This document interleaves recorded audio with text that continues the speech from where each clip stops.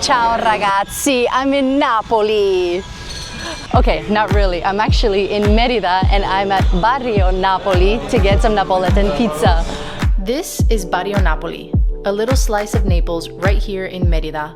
The owner, Luigi Alberto, was born and raised in Naples, and he's bringing the same passion and technique straight from Italy to this oven. Oh, the burrata cheese on top, yes. I never thought I would get another burrata cheese on top of my pizza unless I was in Napoli, and now I'm in Merida. We're starting with the Vomero, a pizza as vibrant as the neighborhood in Naples it's named after. The deal is use the scissor to just first burst open that steam pocket, and so that you don't ruin the cornicone, which is what you call the crust of the pizza, the Neapolitan pizza. So I'm gonna go ahead and do that right now. Let's chop that, and then gonna cut straight through. So it was recommended to cut the pizza in 4 slices only, so that you don't ruin the integrity of the pizza slice. Let's go right into that burrata. Oh man, oh, it cuts so easily, you guys. The dough is so soft, extremely hot.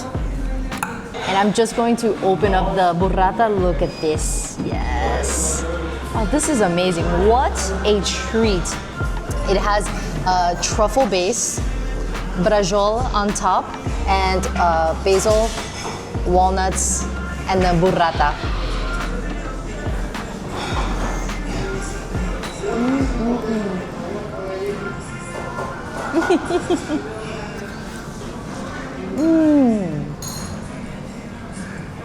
Wow. The dough has a beautiful crispy charring, elastic, doughy. That truffle is so beautiful. It's mixed with mushrooms, so it's not too overpowering. And the brajol on top adds a nice little smoky saltiness to it. The burrata is incredible. As you can imagine, the soft, creamy burrata on top. Wonderful creaminess to it. The walnuts add a little bit of a fat component, and then the basil is so refreshing. This is excellent. This is just like Napoli. I'm telling you guys, just even look at the charring on the crust here. That fluffiness you only get in Neapolitan pizza. Oh, it's also got mushrooms on top. Remember, you saw Chef Adriana putting those fresh mushrooms on top, aside from the truffle paste.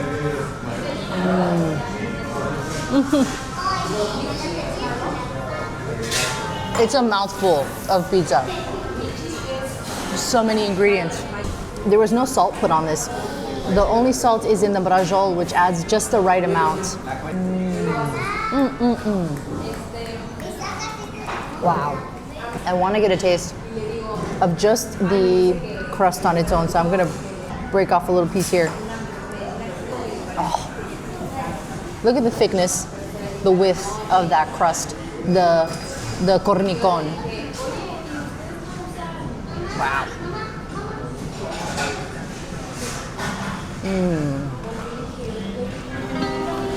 You know it's a Neapolitan pizza when you can just eat the crust on its own. What makes this dough so light and easy to eat? Chef brought me to the kitchen to show me his secret, the prefermentation process. The prefermento is a step before to make a dough. No any pizzeria use the prefermento, and the prefermento is not basically the best thing. What I mean, so not because we do the prefermento we are the best pizzeria. Anyone can do our recipe, no? But what we decide to do is the prefermento, because it was a technique that I really love it from a teenager, and I really born with this concept that the prefermento give a little plus for the dough. This is my opinion. It's not like that is writing on the book. So we put a little oil just for make sure that we coming down without problem. Look how it smells. It's like a yogurt. Look like a white yogurt. So this one, when you get to the fermentation, you can have a different taste, no? You can have a sour taste that is a little bit more strong, not the sour. Exactly. What I find that on this preferment is the sweet taste. I am not really happy when I add the preferment that is a little bit sour. This I mean is not wrong, but not what I am looking for. I am looking for some taste a little bit more sweety, a flavor than the one you eating will get for me a good taste from the dough. Now in this case we can already see the butterscotch look like a butterscotch. Look, I will start to put some water. Now I will put the water step by step, really slowly, really slowly. Now we put the salt. Now you see how the dough started to change, the consistency. We put in the rubbish at least 6-7 dough this month, because for what I want, for me is not to make a dough, is to make the dough how I want. For me, there is no sense, that the dough is not perfect, because what I want. For me to put a good mozzarella or use a good tomato, this everyone can do it. But to make it a perfect dough is something that not everyone can get it. So everyone can talk the pizza, but for me the dough is my life.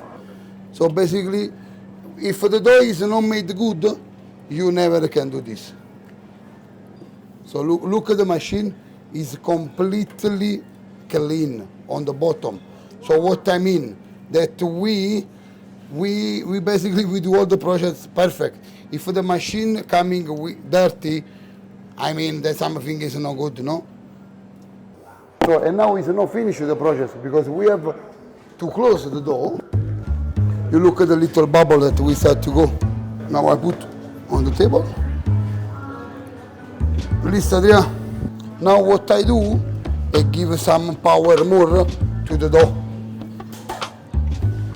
It's like that. If I complete to close,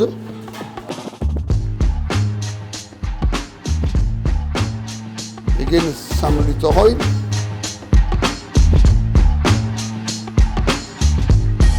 Now again change a little consistency. It's more like strong.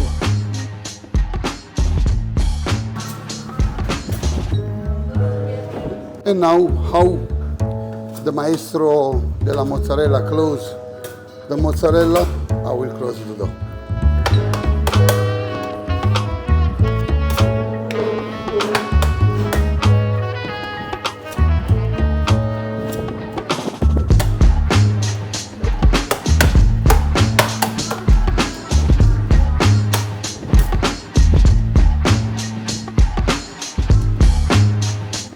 After seeing how much care goes into the dough, I couldn't leave without trying one more. The classic Margherita, simple, timeless, and the true test of a Neapolitan pizzeria. All right, guys, and I thought it wouldn't be right to come to a Neapolitan pizza place without trying the traditional Margherita pizza. The Margherita pizza is the San Marzano tomatoes, the mozzarella di bufala, and basil. Simple, easy, it's all about the ingredients. These scissors are great. In Naples, we didn't have scissors for the pizza. It was straight just a fork and a knife. So I'm curious to know why the decision to use scissors, but it works great.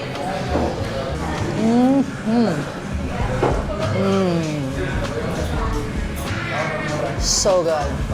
Pizza's so simple, tastes so wonderful. This cheese is a little bit more dry than the bufala mozzarella straight out of the water that you get in Naples, but they do make pizzas over there with this type of mozzarella. That leoparding, the black spots from the oven. Wow. Oh.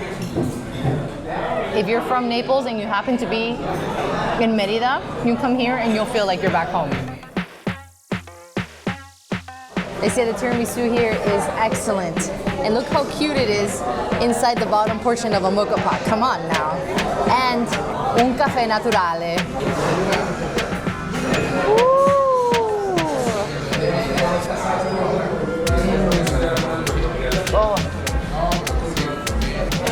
so fluffy, rich. That cream is very, very thick, whipped so nicely. Let me get a little piece of the cake part here. Wow, that's excellent. Not too sweet. I love that. Oh yeah. The lady fingers are saturated in that coffee syrup. Once again, still not too sweet, but I have the whole taste of nice light aroma of coffee on my palate. Very nice. Especially this cream on top, the tiramisu cream is very milky. You have a very nice dairy milky flavor. Really good. Like for a second, I'll forget where I am. The restaurant has all of this wallpaper of like the quartieri spagnoli of Maradona, of all these like iconic moments and places of Napoli. And on the other side, I'm literally looking at a wall mural of Mount Vesuvius and the Bay of Naples with a moon for the light. And it's so pretty. It's just like, it takes you right back. Luigi Alberto is a longer name, is a strange name, but the second name is a typical one from Naples because he's Esposito. So Esposito is also the pizza chef that invented the pizza for the Regina Margherita. The name was Raffaele Esposito. Was the first chef that made the pizza for the Regina Margherita, and for this the Regina Margherita have this name because it was made for the Queen Margherita di Savoia. If you put pizzeria Napoletana, you have to know what you do, and all the my ingredient, my ingredient coming from Naples. And this is the plus of the Barrio Napoli as well. One last thing before we depart, limoncello.